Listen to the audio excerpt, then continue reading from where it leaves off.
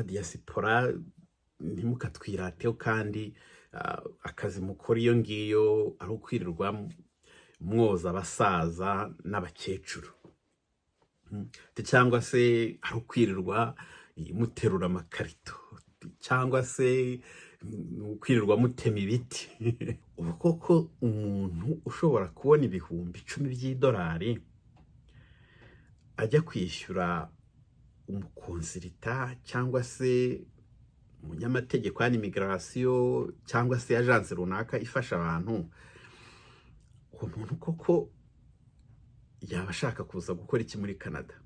Ariko habaga harimo nk'abantu bahora barira bavuga ubu n'ubucakara, abantu baradukoroneje, reba nk'utuzi ngutu, bene wabo ntabahari, ubu turi abacakara. Jye narabaraga ngasanga mu byumweru 2 mpembwa nk'amadolari arenga 800, nabara mu kwezi nkabara nk'amadolari 6, nkahita mvuga nti siko nshobora guhemba nk'abayobozi b'ibigo by'amashuri nk'abangahe, nkahita mvuga nti mu ndebere harya abasokereteri muri za ministeri zitandukanye wacu bahembwa ngahe, nkavuga abo ndumva nahemba mu muntu. Wowe icyo ugomba kureba ni ukureba icyo akazi kari bukumarire. Wabuze nk'akazi n'urugero wiyicariye Montreal mu mujyi, kameme tera intambwe no shaka uburyo wideplasa unyarukire hirya gatoya y'umujyi. Nk'ubu nabonye kampani nyinshi muri Quebec rwose zirimo ziringinga leta, zirasaba ko leta isubizaho gahunda yo gufata abanyamahanga ntibakomeze kugabanya imibare kubera ko batangiye gusafaringa. Hari nka kampani zisa nkaho zisanzwe zigizwe n'abanyamahanga gusa.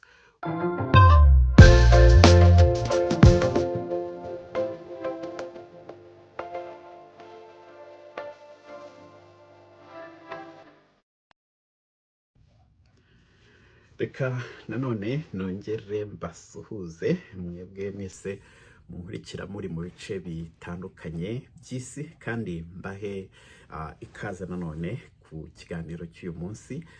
Ngiye kubaganiriza ku bintu bijyanye n'akazi nanone muri Canada, ariko ndaza gushingira cyane kuri video nabashyiriyeho ubushize. Harimo abantu bagiye babazamo ibibazo mbona ko bashobora kuba bakeneye clarifications zimwe na zimwe. Niyo ngingo ndi bwibandeho mu duce dutandukanye, hanyuma nkagira na bimwe mu bibazo nshobora gusubiza abantu babajije. Hanyuma ariko reka nakira abantu bashya. Nabonye hari abantu bagera hafi kuri 200 cyangwa se barenga joyininze uru rubuga bashingiye kuri video nabashyiriyeho ubushize irebana n'ibintu by'impinduka ku bijyanye no gufata abakozi bava mu mahanga baza gukora muri Canada. Tubahaye ikaze namwe rero. Ntekereza ibyo ari byose umuntu wakanzeho kuri subscribe ari uko yenda ashobora kuba yarumvise ariya makuru nabahaye, hari icyo yatekerejeho, ashobora kuba ayatekerejeho kugira icyo yakoze ubu ngubu cyangwa se no mu gihe kizaza ntawamenye, cyangwa se akaba ari umuntu ushaka kunkurikira gusa yumve ibyo mbabwira. Mwese mbahaye ikaze. Nkunda gusangiza abantu amakuru cyane cyane avuga ku bintu bijyanye na immigration muri Canada. Iyo hari impinduka zihari, mbona abantu bashobora kuba bagira icyo bazikoresha, ndabibatangariza. Iyo hari opportunity leta yafunguye, ndabibatangariza. Iki ni igihugu cyubakiye kuri immigration, ni ukuvuga ko byanze bikunze bazakomeza guhora bakeneye abantu igihe cyose. Iyi si tukiriho, Canada izakomeza gukenera abantu baza kuyituramo, baza kuyikoramo, kubera ko ukuntu ubuzima bwubatse ntabwo igihugu bwacyo n'abantu gifite ubwabo bihagije ku buryo bashobora kuvuga ngo nta muntu n'umwe dushaka uturutse mu mahanga uza hano. Ni nayo mpamvu banashyiraho ayo maporogaramu yo gushaka abantu baza gutura, gushaka abantu baza gukora. Ariko kandi mutekereze ko baba barimo bashakisha abantu ku isi yose, si mu Rwanda gusa, si mu Burundi gusa, si muri Congo gusa, si Burayi gusa, ni ku isi yose aho abantu baturuka hatandukanye. Mbese harafunguye, umuntu wese abashobora kugerageza amahirwe. Iyo hari opportunity bashyizeho, abantu bose aho baherereye hose baragerageza ubwo murabyumva ko bishobora no kuba competitive. Icyo nshaka guheraho rero ni iki ngiki nkivuga ku bintu bijyanye n'imirimo. Abantu b'iwacu turacyafite ikibazo, sinzi nimba ndi bukite ikibazo, ubwo ndavuga ab'iwacu, abanyarwanda barundi simbizi neza, ntabwo nkunda kubona amakomantere yanyu cyane, ubwo ndavuga n'ahandi ku bindi biganiro bitandukanye n'iby'abandi. Usanga abantu bakunda kuvuga ati abadiyasipora ntimukatwirateho kandi akazi mukora iyo ngiyo ari ukwirirwa mwoza abasaza n'abakecuru, cyangwa se ari ukwirirwa muterura amakarito, cyangwa se ukwirirwa mutema ibiti. Izo mvugo zose zirakoreshwa, ariko kandi icyo ni igice kimwe. Hakaba undi nanone aba yicaye akavuga ati jyewe rwose wahangeza ako kazi akakampa rwose gapfa kuba kari bumpembe nagakora. Hari abantu baba bari determine muri ubwo buryo, akavuga ati jyewe icyahangeza akazi gapfa kuba kari bumpembe nagakora. Ariko umubare munini nutekereza ko, niko jya nibaza ko ibi bihugu byateye imbere hari nta tuzi umuntu ashobora kwita. Iwacu niko tutwita ko duciriritse, ariko ntabwo ariko kuri, kuko ntabwo nzi icyo wakwita akazi gaciriritse, kubera ko buriya umuntu ukora akazi ni nawe umenya icyo kamumariye. Jyewe kukajajinga ngo mvuge ko ari akazi koroheje, ari akazi ka feke nta kigenda, byaba atari byo, kubera ko sijya ugakora, nta nubwo nzi icyo kamariye uriya muntu ugakora, ariko ugakora buriya akaba kamufitiye umumaro. Hanyuma ikindi, hari n'igihe usanga twatuzi uzumva abantu benshi basuzugura, koko dushobora kuba tugoranye n'ibyo, koko dushobora kuba ari utuzi tutazatuma utera ipasi agashati kawe ngo ushyiremo agakote, ushyiremo na ka karuvati ugende. Ushobora gusanga atari akazi kazaba kameze gutyo, ariko kazaguhemba amafaranga agufasha kugira ibyo wikemurira by'ubuzima bwa buri munsi. Hanini nacyo tuba dushaka ko buriya akazi ni akagutunze, ni akakugaburiye, ni akagufashe kwishyura ibyo wishyura, ni akagutungiye umuryango. Navuga ko ako ni akazi nyine. Utwo tuzi rero hano turahari, kandi turahari ari twinshi.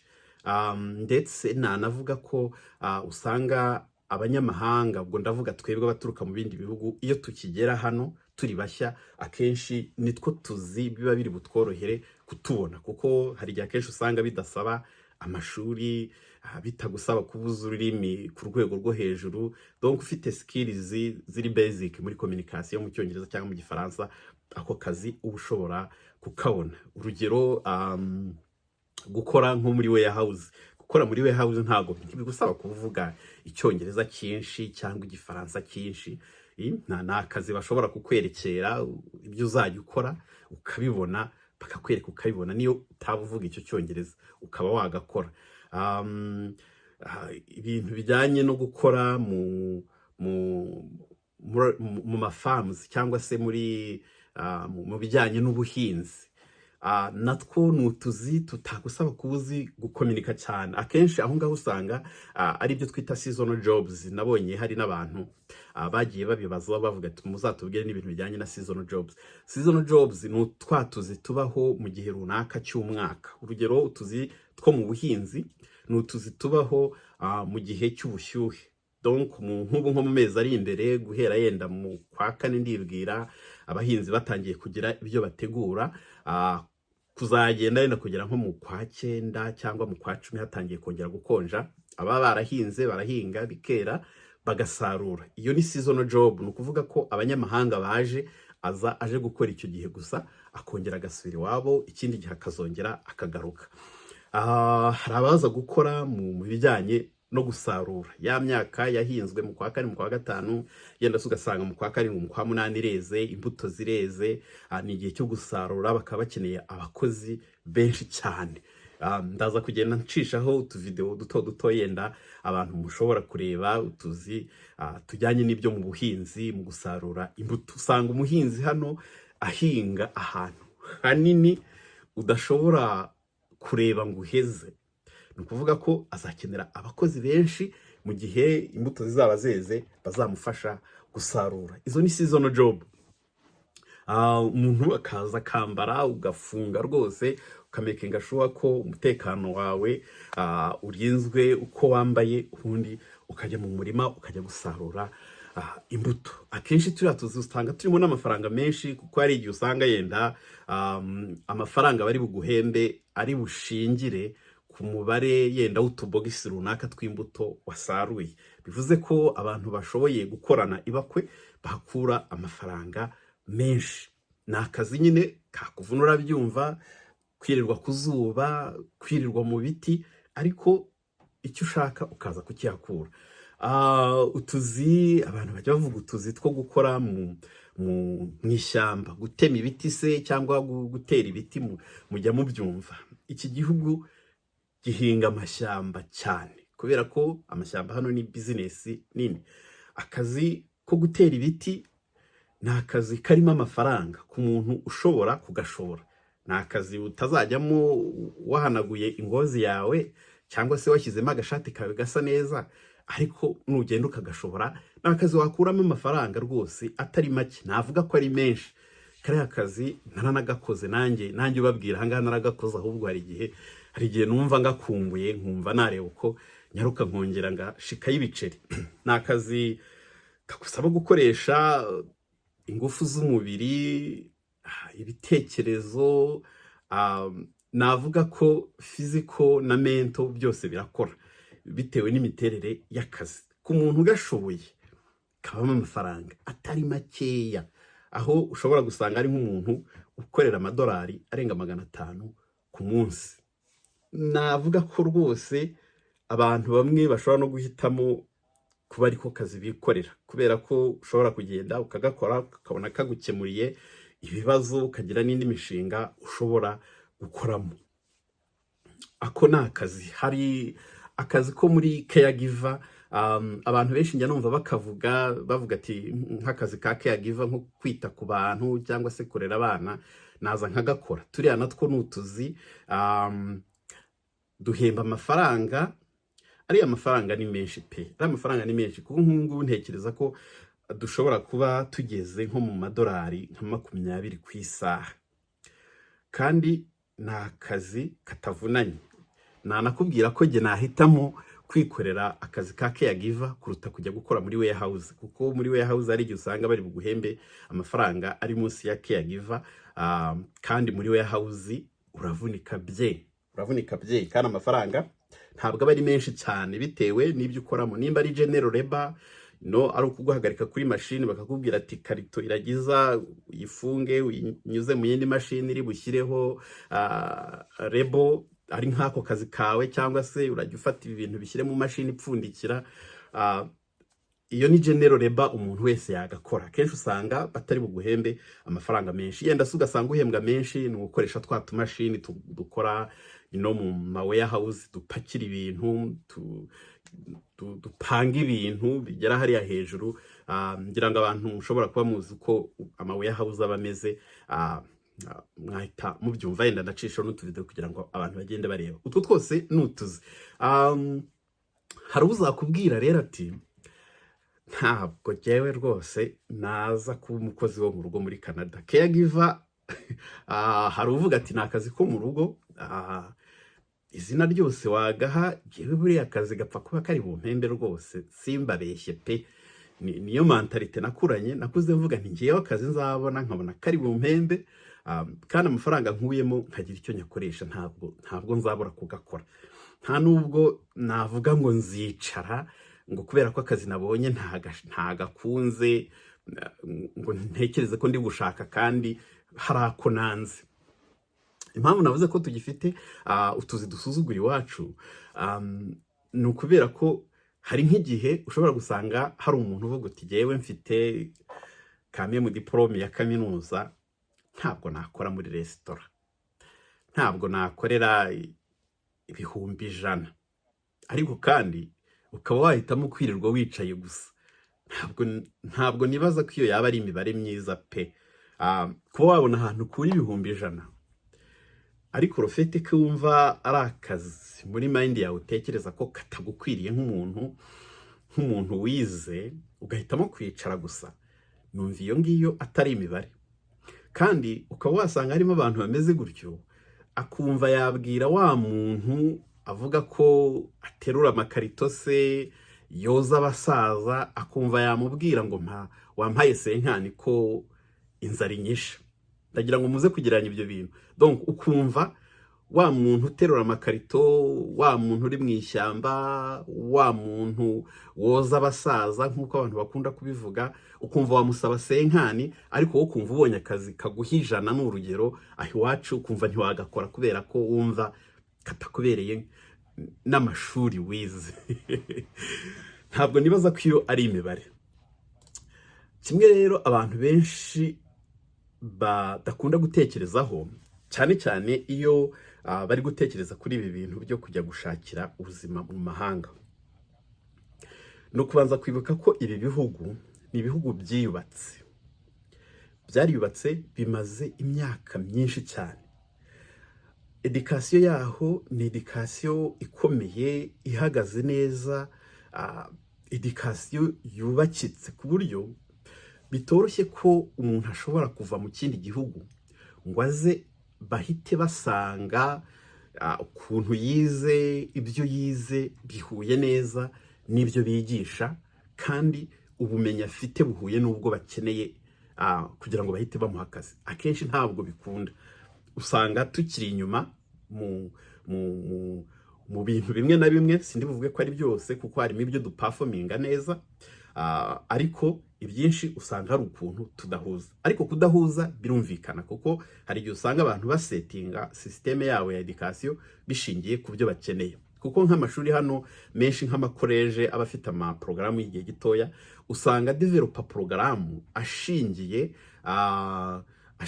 ku ba employers batanga utuzi, inganda zihari, kugenda bakareba bakavuga ati mukeneye abakozi bameze bate, mukeneye ko twigisha abantu ibintu bimeze biti, bakagenda bagakora porogaramu zigisha abantu ariko batagetinga utuzi duhari, batagetinga company zikeneye abakozi.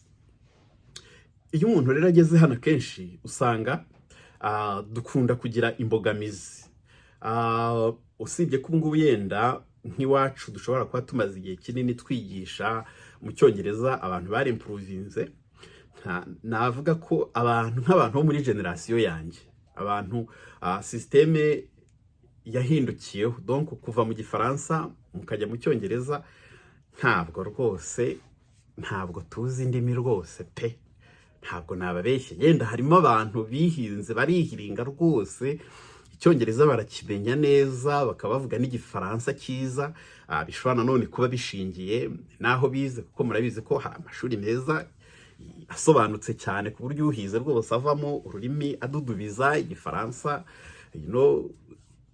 ari nk'umufaransa nyine, Icyongereza ari nk'umunyamerika, birashoboka cyane. Ariko abantu ntabwo baba ari benshi. Majorite y'abaturage bacu twiga mu mashuri asanzwe. Nuvuga ko abantu muri generasiyo yanjye twarangije segonderi, tuyirangiza twarize mu Gifaransa, tugiye muri universite twiga mu Cyongereza. Kujya kwiga rero mu Cyongereza utarakize, murabyumva, hari ibintu bimwe navuga ko twagiye twihimbira uko amagambo amwe n'amwe avugwa bitewe n'uko uyareba, ku buryo bisa n'ibigoranye ko hari nk'ijambo umuntu ashobora kukwigisha kuvuga uyu munsi, hari ukuntu we wamaze kuryimarikamo, wamaze kuryigisha. Donc accent yacu ntabwo imeze neza. Icyongereza dushobora kucyumva, Igifaransa tukacyumva, ariko ushobora gusanga kukivuga tutari abantu bahagaze neza. Gusa iyo umuntu ageze hano burya ntihazagire ukubeshya. Ikindi cyiza cy'ibi bihugu, kuko ni ibihugu bibamo abantu baturuka hirya no hino ku isi, usanga batorera nyine agisaza abantu. Kuko uyu munsi bumva umuntu waturutse urugero i Bugande bakoresha Icyongereza, murabizi Bugande na Kenya na Tanzania, bari abantu baturusha kuvuga Icyongereza neza. Hanyuma ugafata yenda umunyarwanda wize muri francophone akaza kugira amahirwe akiga n'Icyongereza uburyo avuga. Hanyuma ukaza gufata yenda umurusiya ukaza gufata abantu baturuka muri za Caribbean hepfo iriya, nabo ukumva gisenti yabo. So abaturage ba hano ubwo ni ukuvuga yenda nk'abantu bamaze imyaka myinshi baba expose ku bantu bava ahantu hatandukanye ku isi, ku buryo uko uvuze kose barakumva uko wabipfundikanya kose. So ubwo rero iyo utomboye ushaka kujya kwiga, ukabona icyo upfundikanya kikakugeza mu ishuri, ukagenda ukicara ukiga, ukarangiza bakaguha diplome yawe, ugakora ibisabwa, ukabitambuka neza, ugatsinda, akazu kajyamo kagacapa ntaribi rwose. Abazungu icyongereza urakibabwira uko gipfundikanya bakacyumva. Ubwo rero ibintu by'indimi ntibikabatera ubwoba. Njya nkunda kuvuga ngo izi ni indimi zaje mu ndege, kuko sizo twavuze tuvuga, sizo twasanze abantu bacu bavuga. Rwose ntukumva urashemudi ko waba utavuga icyongereza neza, utavuga igifaransa neza. Ntabwo ari ururimi rwacu, si rwo rurimi rwacu rwa mbere rwose. Nabanje kujya numva mfite complex, cyane cyane nko mu ishuri. Urumva kugira ngo mujye muri university za hano ntibaba testing uko muvuga, kuko bareba cyane ku bijyanye n'imyandikire, kumenya kwiga gusoma no kwandika no kwanariza. Kuvuga si cyane, kumva uritinya uko wavugisha abantu, ko bari bukumve ama presentation, kumva urikandagira. Ariko uko biri kose umuntu aratambuka. Iyo ubonye urugufasha kubona umugati, buriya ururimi uburuzi biba bihagije.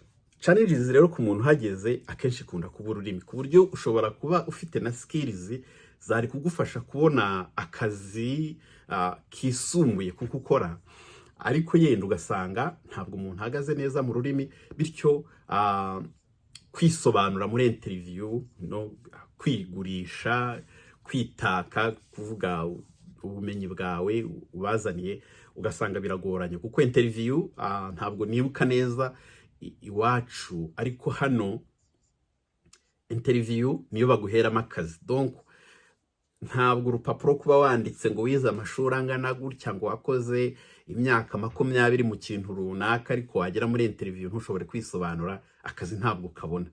Hashobora kuza undi muntu utanafite experience nk'izawe, ariko kubera ko akurusha ururimi akisobanura neza rwose, akazi bakakamukubita. Bityo rero usanga akenshi na twatuzi turi hasi, tuvuga duhemba amafaranga makeya, ku muntu mushyashya kukabona bimugora. Kuko iyo utagize amahirwe yo kuba uri mu ntara zifite ibikorwa byinshi zikenera abakozi cyane, hari igihe nako kazi kibanze kukabona usanga bigoranye. Utu tuzi rero tworoheje, hari usanga abantu bavuga ati ubu n'ubucakara batuzanyemo rwose. Ngira ngo hari n'imiryango mpuzamahanga ariko yigeze kuvuga ko Canada ishobora kuba ikoresha abantu nk'abacakara, itubahiriza uburenganzira bwa muntu, kubera ko izi porogaramu zizana abantu baje gukora. Iyo uhageze, donc iyo leta iguhaye work permit, akenshi iguha work permit yo gukorera umukoresha umwe gusa. No kuvuga ko nimba ari kontara y'imyaka 2 uzayimana ukorana n'uwo muntu wenyine, nta handi hantu uba wemerewe gukora. Hanyuma bakavuga ko rimwe na rimwe bari abakoresha babusing abantu, bagukoresha gatunamwenge, nagatunamwene harya nagatunamwege agatunamwene. Ndibaza yenda ntibaguhe ikiruhuko cyawe nk'uko cyemerewe, ugakora amasaha menshi, ntushobore kuruhuka neza. Genda rimwe na rimwe ugasanga condition ubayemo, aho urara, ibyo kurya, ugasanga ntabwo ari ibintu bikwiriye biri kuri standard.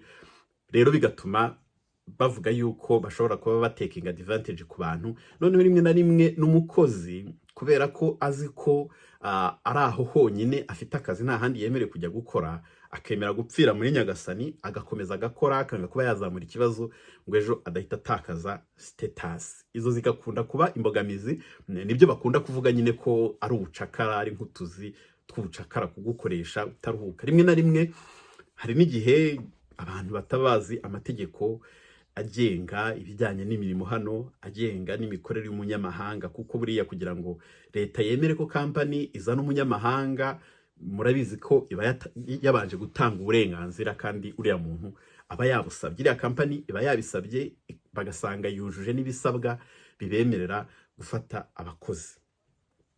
Ubwo rero mpite nanagateramo mvuge ko abantu b'iwacu bashobora kuba bari mu tuzi baje kuri work permit, closed work permit yo gukorera umukoresha umwe gusa, ntazagukoreshe nabi rwose ngo nuko ari we wenyine ufite. Leta ibyo bintu ibyitaho cyane ku buryo uzamuye ikibazo rwose babikurikirana, uzamuye ikibazo babikurikirana.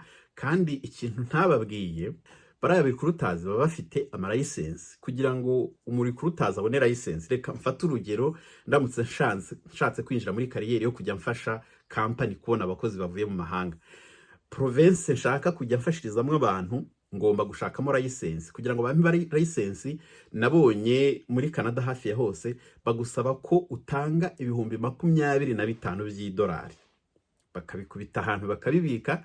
Ni ukuvuga ko umukozi uzazana nagira ibyago, nagira ingorane ku kazi, ahantu wamutanze niba mufata nabi, natakaza kubera akazi wamushakiye, muri ya mafaranga 25 watanze niho bazakora amafaranga yo kumurifandinga. Akenshi ntabwo abantu baba babizi. Ubwo rero mubimenye, mufite ingingo nyinshi zibarengera. Ntabwo umukoresha agomba kugufata nabi uko yishakiye ngo nawe ubyemere ngo nukubera ko ari we wenyine wemerewe gukorera, uvuga ati ninzamura ikibazo na hari ejo wabona niburiye akazi, reka nemere amkinagaze nibura ngira akantu nkuramo, ibintu nk'ibyo. Ubwo rero mumenye ko hari itegeko rirengera abakozi hano, cyane cyane abanyamahanga. Unamenye ko bari abantu bakora recruitment baba bafite depo batanze muri leta ya province bakoreramo. Iyo ugize ibibazo, iyo ugize igihombo gitewe n'ako kazi bagushakiye, bari abantu nibo babyishyura. Donc bashobora kukurifandinga, bashobora kugira amafaranga baguha, nubwo bishobora kunyura mu nzira zo kuba wakoresha n'abanyamategeko, ariko iyo mirongo ngenderwaho irahari. Ikindi rero, abantu bamwe baranditse bati natwe bari mu gihugu twabuze akazi koko, none urimo uravuga ngo leta ishaka ko bajya guharenga abanyamahanga. Nibyo koko, hari abantu badafite akazi muri iki gihugu, ndabyumva. Ariko mwibuke ko leta buriya iriya favor yatanze yavuze ko ari uduce aho unemployment rate, aho ubushomeri buri munsi ya 6%. Ntibivuze ko buri kuri 0. Ntabwo abantu bose bari muri turiya duce bafite akazi. Hari abadafite utuzi. Impamvu badafite utuzi ni iyihe? Zishobora kuba ari impamvu zitandukanye. Umuntu ashobora kuba ari mushya mu gihugu, maybe ataramenya aho kunyura ashaka akazi. Umuntu ashobora kuba ari mushya mu gihugu, ugasanga utwo tuzi aho duherereye yenda ni mu byaro. Kugira ngo ugereyo nta bisi zijyayo, n'urugero ngo uzakoresha public transport, urasabwa kuba ufite permis, urasabwa kuba ufite imodoka izakugezayo. Ibyo ntabwo bizorohera umuntu mushyashya, kuko ntabwo waza guhita wiyesitara bikundi. Ugomba kubanza ugashaka permis ukayibona, waba ufite ubushobozi ugashaka akamodoka kakudepurasa. Navuga ko abantu bageze kuri urwo rugero biborohera gushakisha akazi hasi no hejuru, byanze bikunze bashobora kukabona.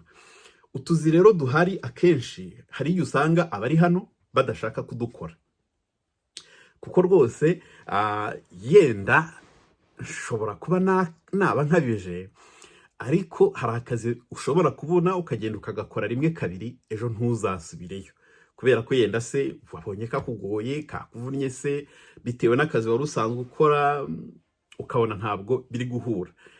Ziriya kampani rero iyo zihisemo kwishakira umunyamahanga, urumva ko nimba bazanye nk'abakozi 5, biri grant ko babafite imyaka 2 cyangwa 3 bitewe na kontra batanze.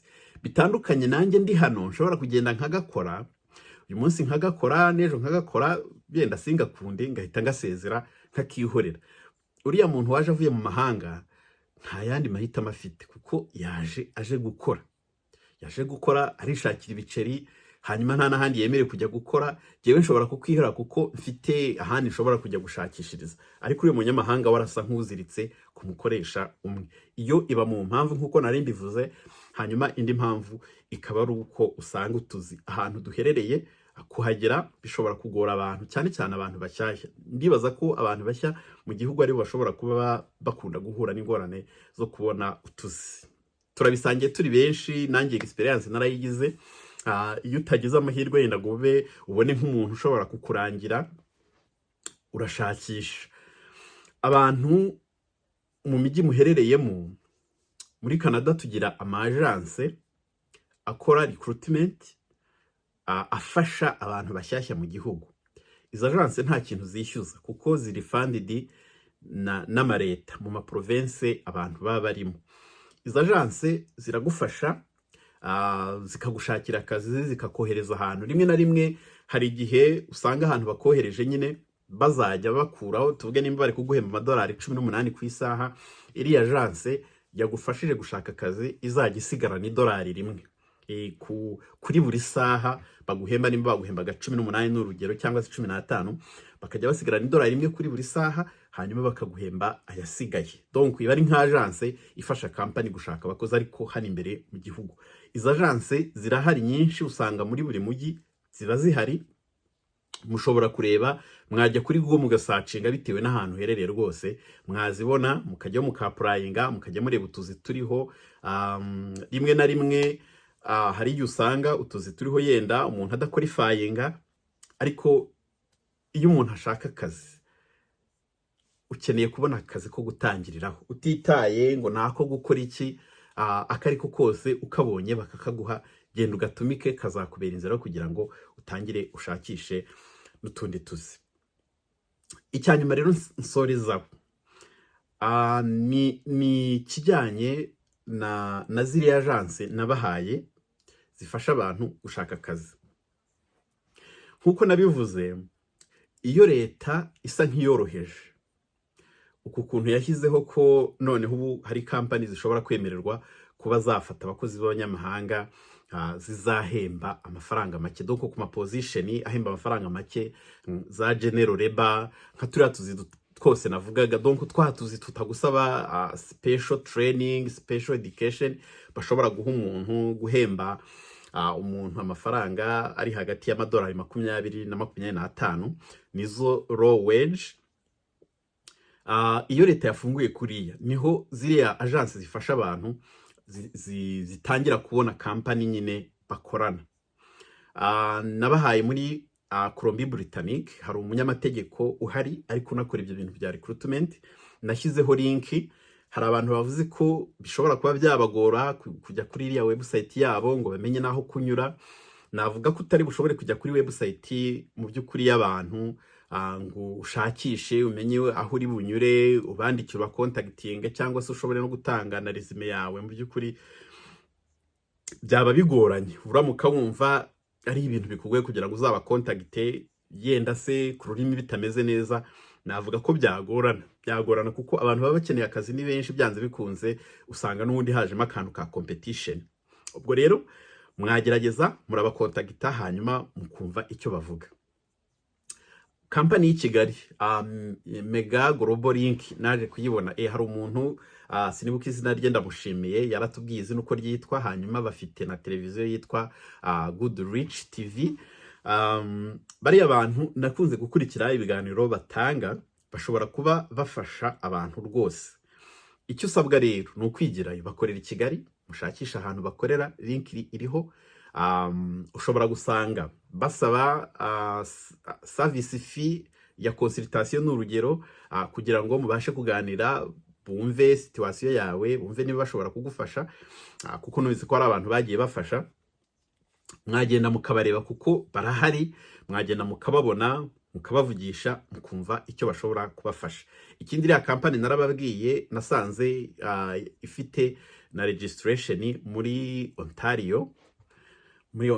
Ese ni muri Kingston, ntago nibuka neza agace barimo, ariko bari registered muri Ontario. Hano iyo itangije company usabwa kuyandikisha muri province urimo. Ubwo waba ushaka ko iba company ikora no mu rwego rw'igihugu, nabwo ukagira izindi nzira ukoresha. So baranditse gusa nta details ziriho.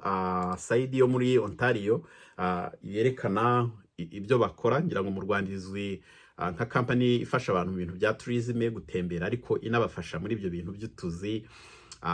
Mwabagiraho mukumva ko hari ikintu bashobora kubafasha. Uwa gatatu aherereye muri Winnipeg mu ntara ya Manitoba. Agence yitwa CDN Visa Consultant and Immigration Services, nimba nibuka. Nyirayo yitwa Frank. ni umu immigration consultant, akaba umu foreign recruiter, hanyuma afasha abantu nawe. Wuzuza form online, hanyuma bakazakubwira bakurikije information wabahaye nimba bona hari ahantu ushobora gufitinga, none bakagusaba kubukinga appointment, mukazaganira birambuye. Ya appointment ya ubukinga urayishyura, bakubwira amafaranga uzishyura. Ntabwo menye icyo bakurikiza, ariko hari igihe usanga yaciye abantu amadolari 150 ya consultation, hari igihe abaca 250, hari igihe abaca 125. Ntabwo nzi icyo akurikiza, ariko ibiciro bye nuko bimeze. Hanyuma mukaba mwaganira, akumva situation yawe, nimba uri single, nimba uri mariye, nimba ushaka kuzana n'umuryango, education yawe, uwo mwashakanye icyo akora.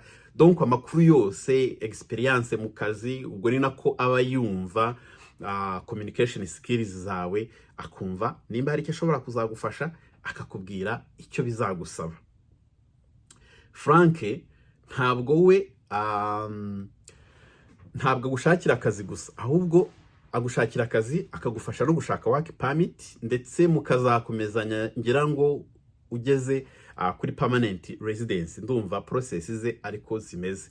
Ashobora kubaca amafaranga atari makeya rwose, kubera ko urumva ni process y'igihe kirekire. Hanyuma natekereza ko amafaranga ashobora kujyana na situation yawe, nimba uri umuntu umwe, nimba ari famille, ubwo ibyo byose bigenda bizamo. Ndumva hari abantu bagiye bakoresha consultation iwe, banafashe commitment yo gutangira gukorana nawe, gusa nta update mfite, ntabwo nzi aho bigeze, ntabwo barandabura. Nuko kuntu bimeze. Hanyuma ariko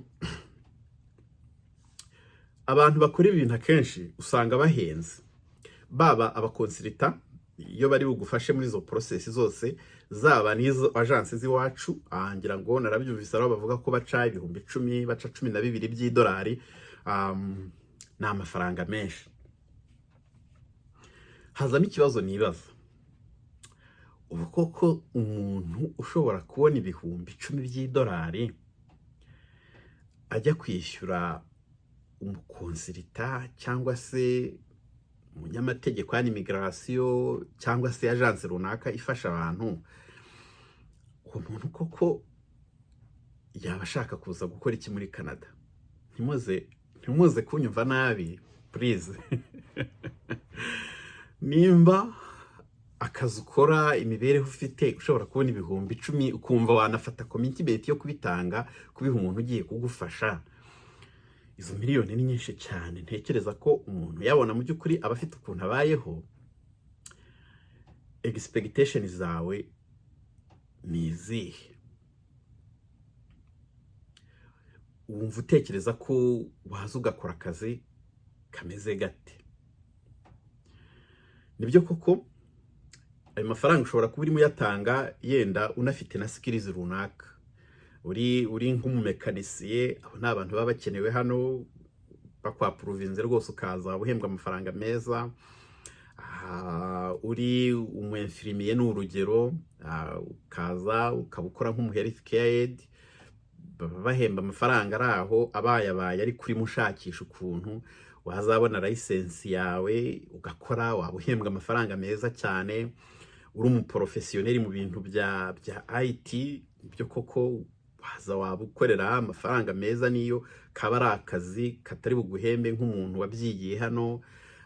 Uri umu engineer mu bintu by'ubwubatsi, ukagira amahirwe bakabyemera ko waza ugakora, ukajya kuri chantier ugakora, simbizi, wabuhembwa amafaranga meza. Ariko ahandi mu tundi tuzi dusanzwe, twatuzi tudasaba education, mu by'ukuri ntabwo nzi ko umuntu iwacu ushobora kuba abona ayo miliyoni 10 nk'uko turimo tuyabara cyangwa arenga, ashobora kuza ngo aryoherwe na bene utwo tuzi. Ntabwo mbyibaza. Wari usanzwe wibereye iwacu, ufite akazi aho muri ofisi, umeze neza, ntabwo nibaza ko waza ngo ujye gukora nko muri warehouse wumve ubikunze pe. Ntabwo nibaza ko byakuryohera vraiment. Ntabwo nibaza ko waza ngo ujye gukora nk'akazi ka caregiving, yenda kwita ku bantu bakuze n'urugero. umuntu abafasha ibintu bitandukanye. Hari igihe usanga abantu babafasha kubaha imiti, bafata imiti itandukanye. Hari igihe bamwe baba batagishobora kwitegurira icyo kurya, ubwo ni ba bantu banze kujya muri ya mazu afasha abantu bakuze hano, bagahitamo gukomeza, cyangwa imiryango yabo ikabafasha gukomeza kuba mu ngo zabo, ukajya kubafasha mu rugo rwabo, ukamutegurira icyo kurya breakfast, ukamuha imiti. Hari ababa batagishobora kwikarabya, ukaba wabakarabya, ukabambika.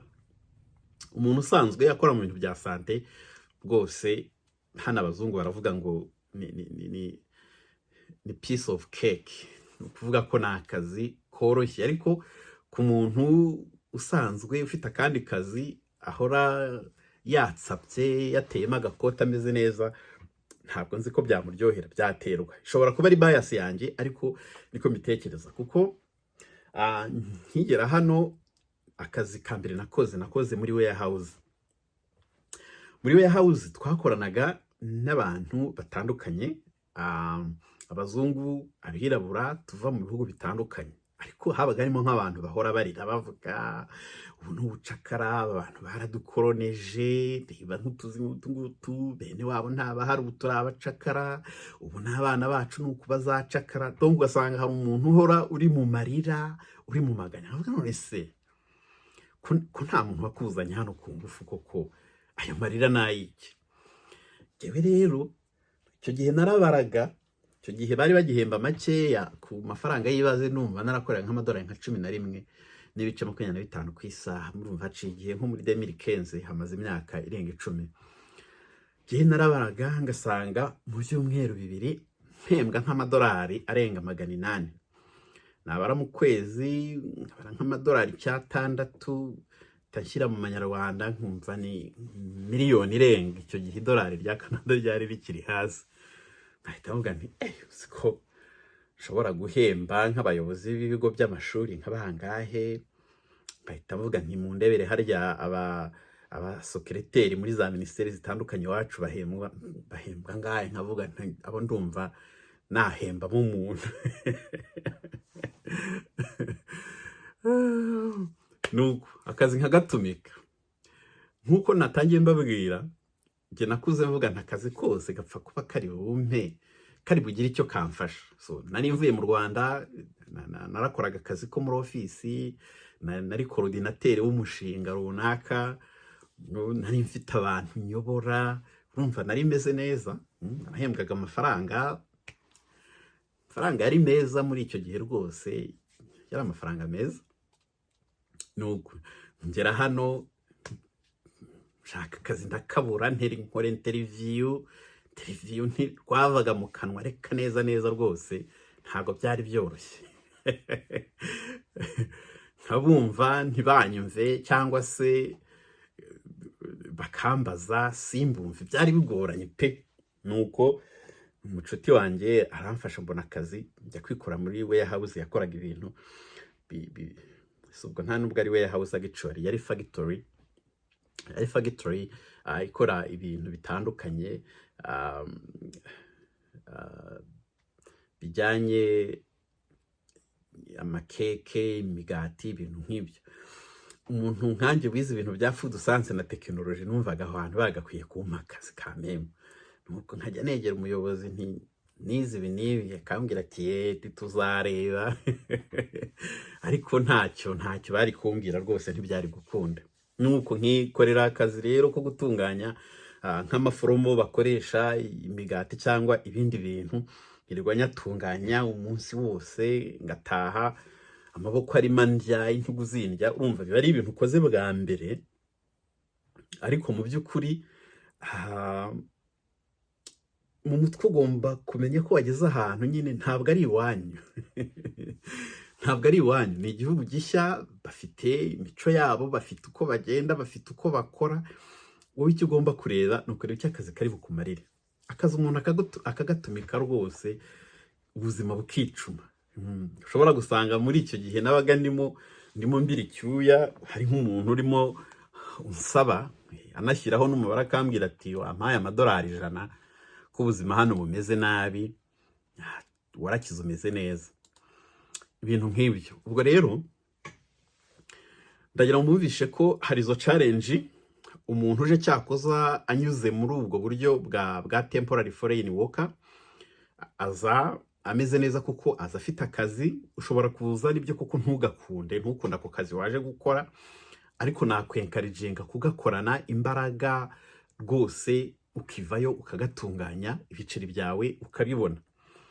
Gashobora kuzakubera inzira yo kuba wazabona uburyo yenda uzabona akandi, cyangwa se ushobora kugakuramo ibintu runaka bizagufasha nuhindukira ukajya kubibyaza umusaruro usubiye iwacu.